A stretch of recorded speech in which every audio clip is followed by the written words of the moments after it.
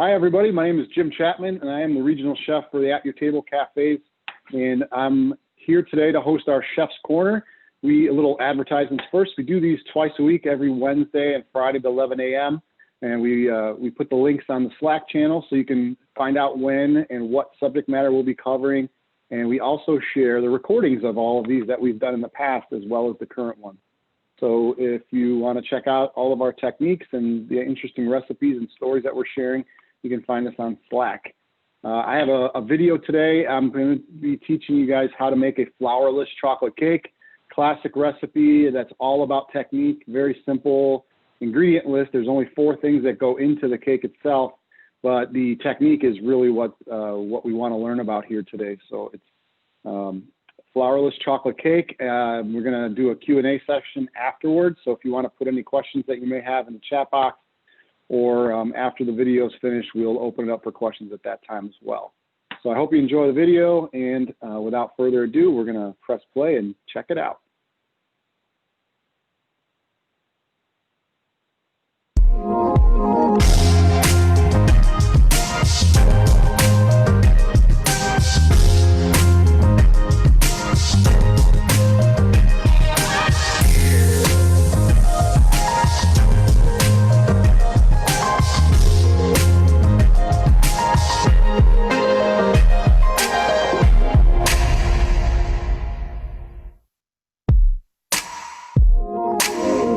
Jim Chapman here, your regional chef for At Your Table Cafes.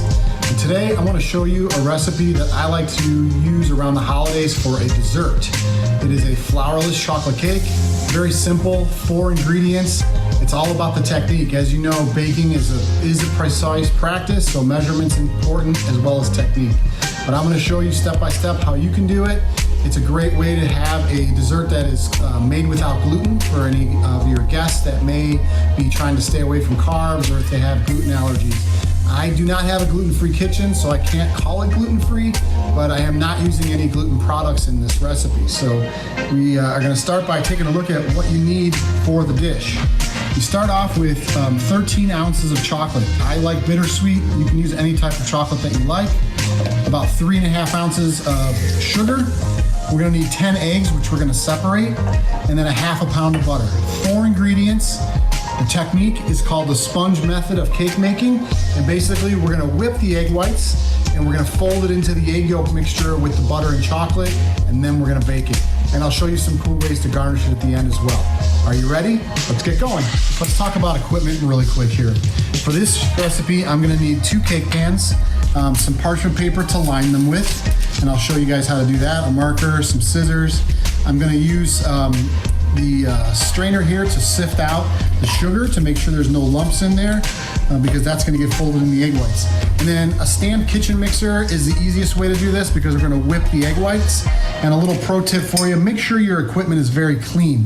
If there's any particles or any kind of oil or anything like that in the bowl, the egg whites might not whip as stiff as we'd like. So a paper towel with a little splash of vinegar, and I just wipe it out, and that helps make sure that the equipment is clean.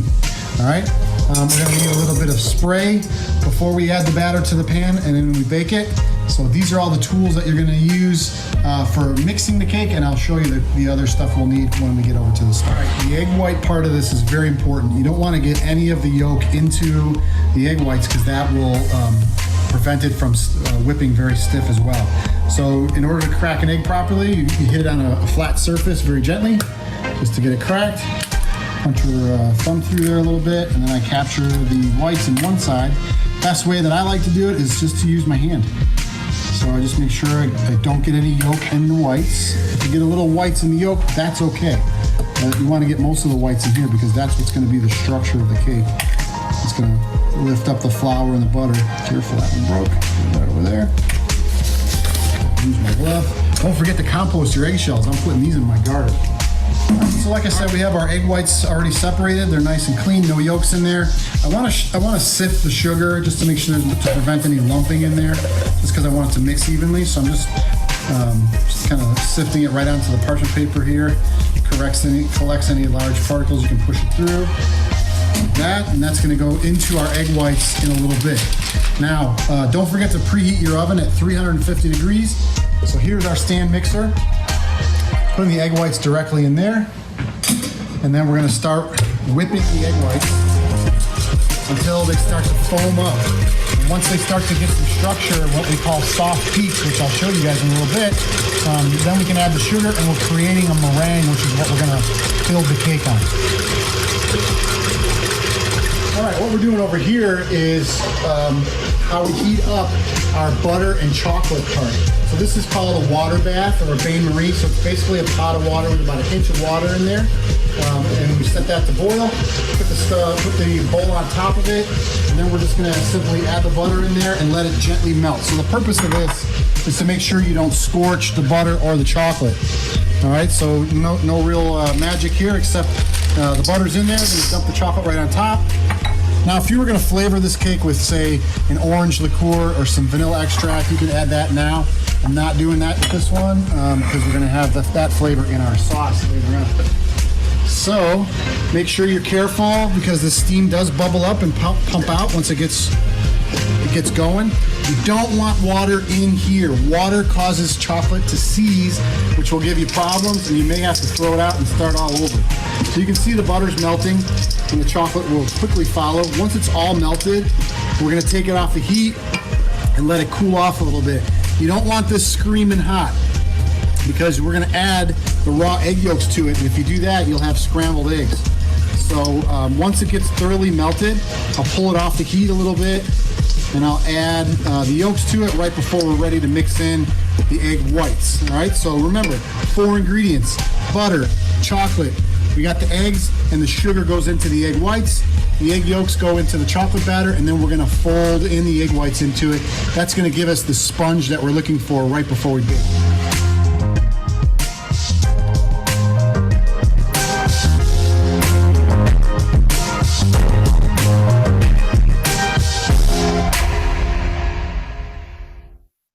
All right, don't forget to scrape the sides, and the idea is you want the chocolate mixture to be below the level of steam, because if you have it up here, it might get scorched by the flame. So you want to keep scraping it down and then folding it from the bottom.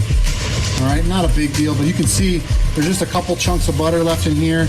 You know, the smaller you cut the butter, the faster this will go. But you can see that there's still a couple lumps in there, but I want to be very careful because the chocolate's already melted, and I don't want to overcook this, remember, because we don't want scrambled eggs. So I'm just gonna take it off to the side here now and let the butter finish melting in the warm chocolate.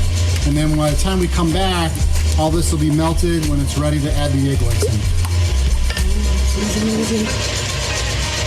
The magic is happening. We got our egg whites going. Our chocolate mixture is over there resting a little bit. And if you can take a look inside here, you can see some little bubbles forming on the side. I have it about medium speed just so I can control what I'm doing. The faster you go, the faster it'll whip. You don't want to over whip it because then it will deflate. So if you take a look at the bubbles starting to form, they're going to start out really big and then they're going to stretch out. As the protein in the egg whites start to bind, it's going to cause those bubbles to stretch. So it's one way of telling how close you are. Right about halfway through, we'll add the sugar. And it's ready for baking. So while the egg whites are working and everything's kind of coming together, let me show you how to do this. So I have 2 standard cake pans here, and I like to line mine with parchment paper. It just really helps prevent it from sticking on the bottom. So I like to flip mine over. Just take a simple marker. You go around the outside there to give us kind of a circle. All right, and then you fold it in half. And you can use a scissors or a sharp tip of a paring knife. You want to go that route. And this does not have to be perfect. You can tell I did really well in kindergarten with the scissors class. Anyway, so we're just going to cut this around the line here. And as you can see, we'll have a nice circle to go in the bottom of our pan. All right, just like that. And then I'm going to take both of the pans and we're going to spray them with a little pan spray. I like to use canola oil. You can rub this with butter. Again, this just helps make sure that the cake is going to come out of the pan nice later on. All right, you can see we're starting to get some volume on the egg whites here as the air is incorporated by the whip. We're going to turn it off and show you one more time where we're at. So you can see we have a peak forming there. That's about medium. So I'm gonna add the sugar now in a steady pace as we continue to mix. And what we're looking for is stiff peaks, and I'll show you what that looks like. The meringue is gonna turn nice and shiny and glossy. That's how we know it's ready. It's gonna have a nice tight formation to it, and that'll give us enough air to incorporate it into the other ingredients, which will give us the lift on our Flourless.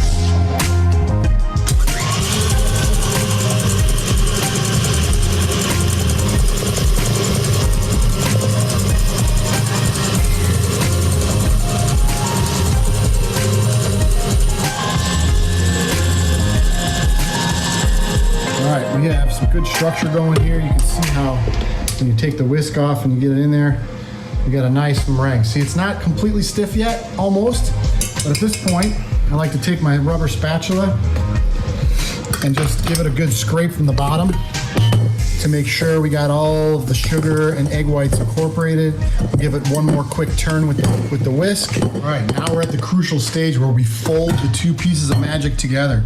So we have our egg yolks that we separated earlier. I'm just gonna give them a quick whisk so that they're a little busted up. All right, and then we have our chocolate mixture here that we let kind of cool, and the butter's all melted. Everything's inside there. You see no more lumps, okay? I can touch it and I can tell that it's not super hot, so it's not going to scramble my eggs. And then this next part is key. You want to get the egg whites in there kind of quickly because it's going to cool off the mixture even more. So you can see we got a nice stiff peak started there. Look at that. That's what we want. Okay.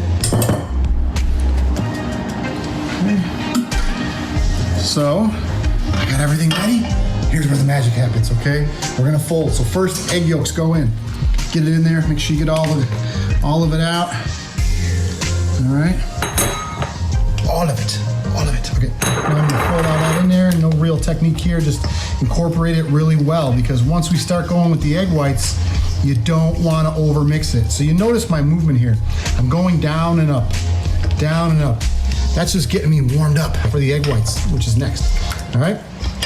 You want to do half at a time. Okay. So I'm going to take about half the egg whites, dump it in there. Okay.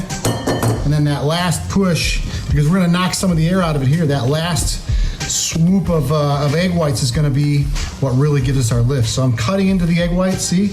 Cutting and folding, okay? Sponge method of cake making, okay? The lift comes from the air and the egg whites, all right? You don't want to beat it up too hard. I'm just kind of folding. If you have a little bit of white, it's okay. When you bake it, don't worry about it. It's going to go away. It's going to turn into chocolatey. So again, I'm scraping the sides, give us evenly. So you can see we have a good amount of lift, like it's kind of airy and light. And now we'll go back in for the second half here. All right, make sure you get all the good bits. Okay, you guys can see inside. As much of that in there as you possibly can. Don't want to waste anything. So that's where all the goodness comes from. Okay. So I'm going to kind of flatten it out just a little bit. Don't squish it down. We want the air. And I'm folding. And I'm going to fold. This is the last fold. This is the key one, so you don't want to overmix it. All right, again, if I have some white stuff in there, the egg white in there, it's okay. Totally fine. So again, I'm going from the bottom, trying to break up all the big clumps as much as I can. All right, still going to give us that nice airy cake. And then we will be able to portion them in our pans. And we're going to bake this for about 30 minutes. All right, see that? All right, so I still have a little bit of egg white in there. That's okay. I have my two prepared pans here. And now the fun part, just to kind of scoop it in there. About half to 3/4 full.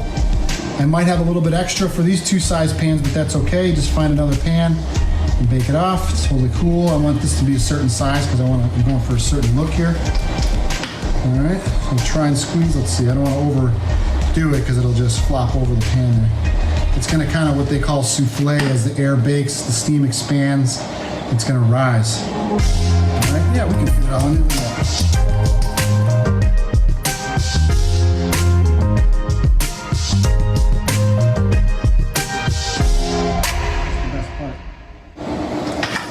All right, get as much of it as we can, guys. All right, got that. Now, the last piece, very important as well, to make sure that there's no air gaps in this. Okay, just kind of smooth it out a little bit. Again, don't want to squish it flat. Like that. One quick drop, ready?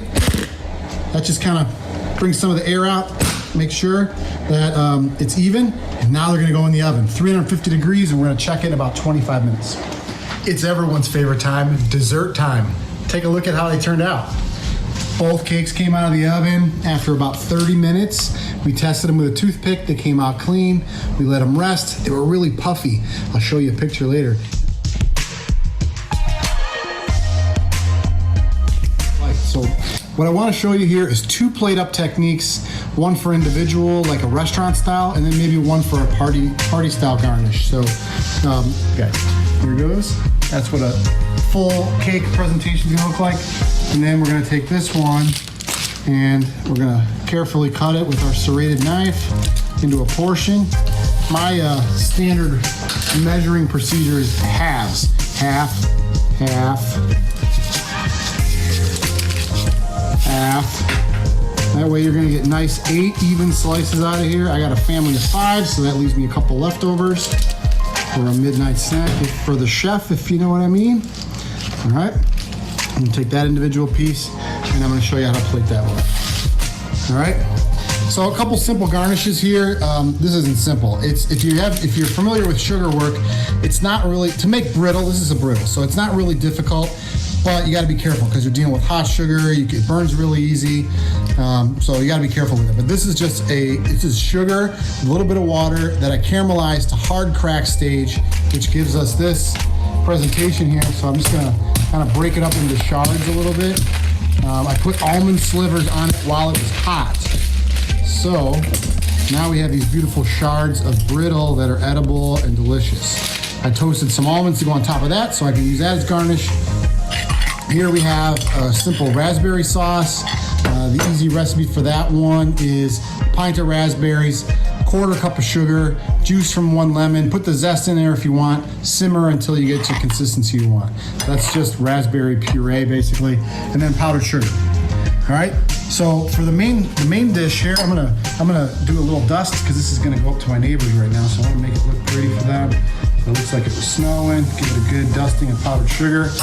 And then I'm gonna go with a little berry coulis in the middle, so when they get it, it's gonna be kind of soaked in a little bit. And then some shards just kind of sticking out, if you will, making it look really cool. That one's a little bit dramatic, so like a nice big one sticking out at the center. So you get the idea, so everybody can have a piece. All right, and have a little piece of sugar on it.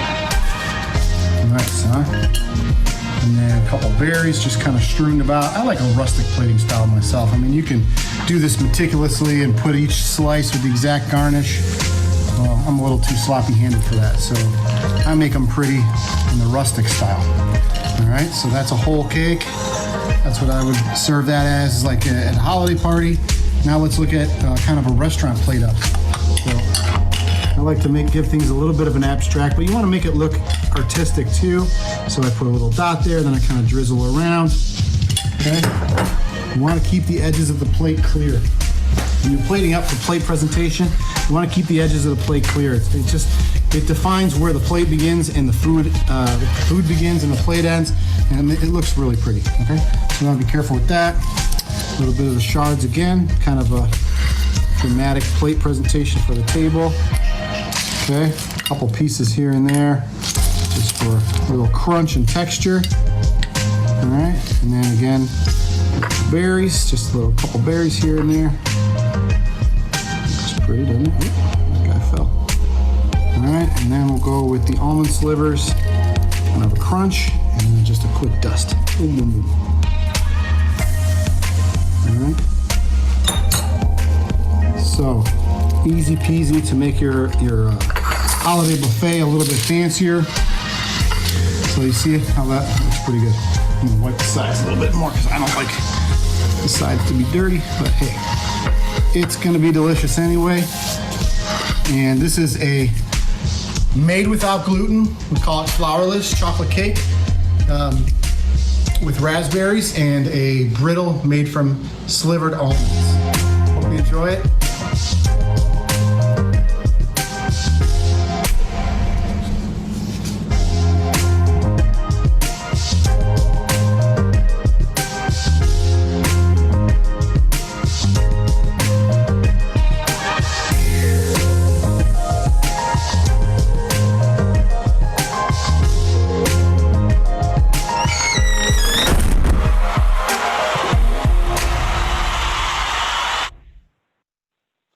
Yay.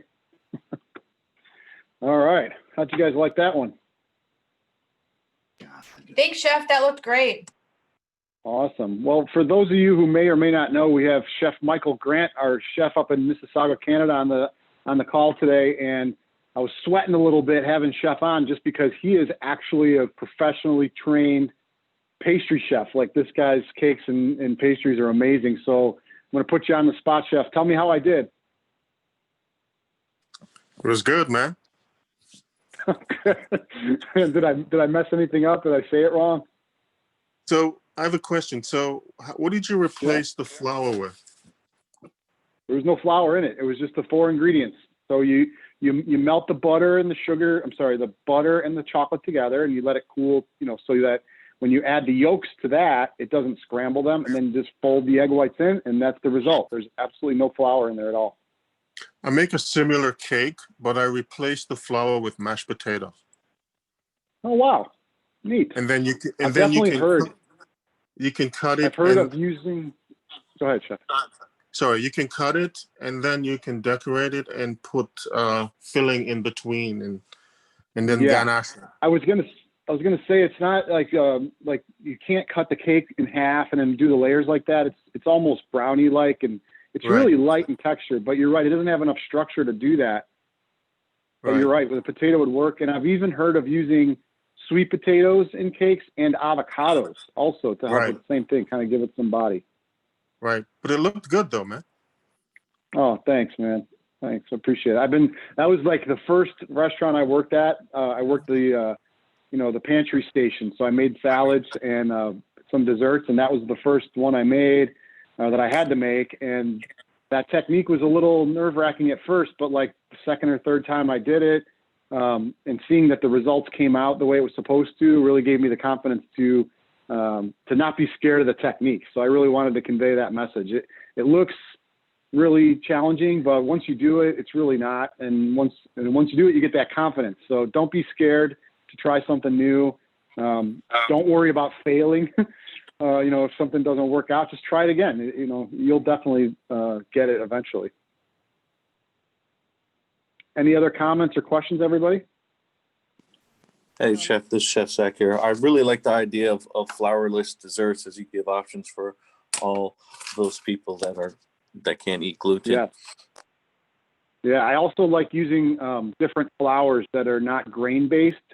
So bean flours, I really like garbanzo because it's very neutral in flavor. And another favorite, which is kind of decadent for my taste buds, is almond flour. It's just got such a great nuance of the almond flavor in whatever cake you're making with it. And that is also made without gluten because it doesn't have, grain product in there. So yeah, I agree with you, man. You can still make awesome desserts and not using flour. Oh, wow. I really might have to try that one time. Yeah, do it. It's fun. Anybody else? Guys, I had 3 pieces. I couldn't stop eating it. It was really, really good. I'm glad you liked it. It's a classic. I had something in the comment box today. Chef Zach also made a comment about the sugar garnish. That was one that we did at the restaurant where I first learned it. So I don't always do it, but I like to do it. It looks really dramatic, and it's also not difficult to make, but a little intimidating because of working with sugar can be dangerous. And it does burn really quickly. So you got to just practice the art of bringing the sugar to the hard crack stage. And then it's just as simple as, pouring it out on the parchment paper. You put the nuts on there while it's still hot, so it grabs them. You let it cool, and it just turns into candy. So it makes those dramatic shards presentation look really cool, and they're add a nice crunch and texture. You get that color right, that amber. It has the bubbles in it. It looks, very dramatic. So yeah, I agree with you, man. I like using that garnish as well. So you can do this as simple as whipped cream or, a nice scoop of ice cream on it. Possibilities are endless with all the different fruit coulis that you can make. That one I made was just a simple kind of a raspberry coulis, which is just a cooked fruit. So you can do it with, whatever. I was thinking about doing it with apples because we're in the autumn right now, but I had the raspberries and I wanted the color, so we went with that. Well, I want to thank everybody for joining today. We're just about at our time. If no one else has any other comments or questions, we'll sign off for the week and encourage you to visit us on Wednesdays and Fridays at the same time slots. And you can find more of these videos on our Slack channel. Feel free to make any comments or requests that way. We'd be happy to take them into consideration in doing future videos as well. We love suggestions. Any other questions or feedback, comments, anything? All right.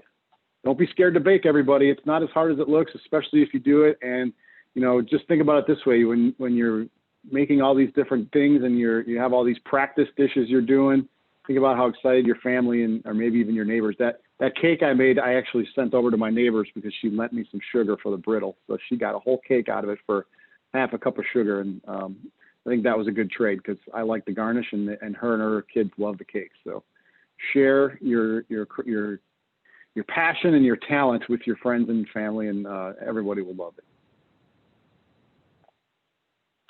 Have a great weekend. Thanks for joining. Looking forward to seeing you guys again soon. Take care.